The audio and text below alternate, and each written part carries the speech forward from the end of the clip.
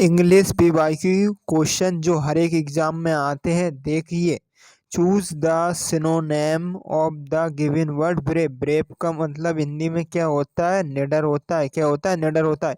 Coward, coward यानी कि डरपोक होता है। फेयरलेस, फेयरलेस होता है जो कि निडर होता है, जो इसका सिनोनेम होगा। वीक, वीक यानी कि कमजोर होता है। क्या होता है? वीक यानी कि ये गलत आंसर है। वीक यानी कमजोर होता है। लेजी यानी कि आलसी होता है।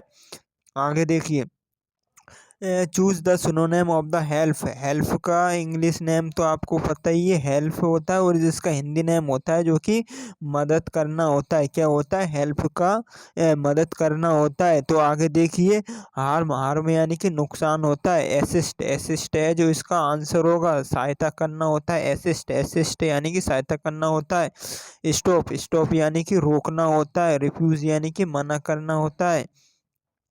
आगे तीसरा क्वेश्चन देखिए, हॉनेस्ट। हॉनेस्ट का हिंदी मतलब होता है ईमानदार। हॉनेस्ट का मतलब क्या होता है? ईमानदार होता है। देखिए आगे, क्लेवर, क्लेवर यानी कि चालाक होता है। क्लेवर यानी कि चालाक होता है। एंगर यानी कि गुस्सा होता है।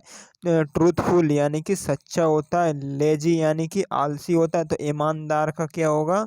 सच्चा यानी कि ईमानदार होगा। आगे देखिए आप, चौथा क्वेश्चन।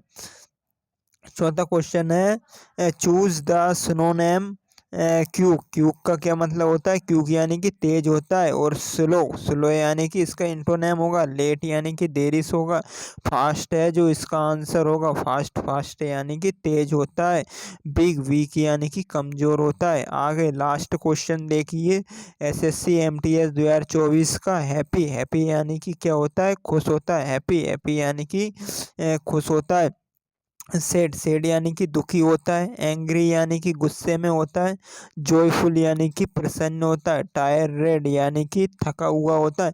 तो हैप्पी का आंसर क्या होगा? जॉयफुल होगा। Thank you for watching. Video अच्छी लगे तो सब्सक्राइब करें।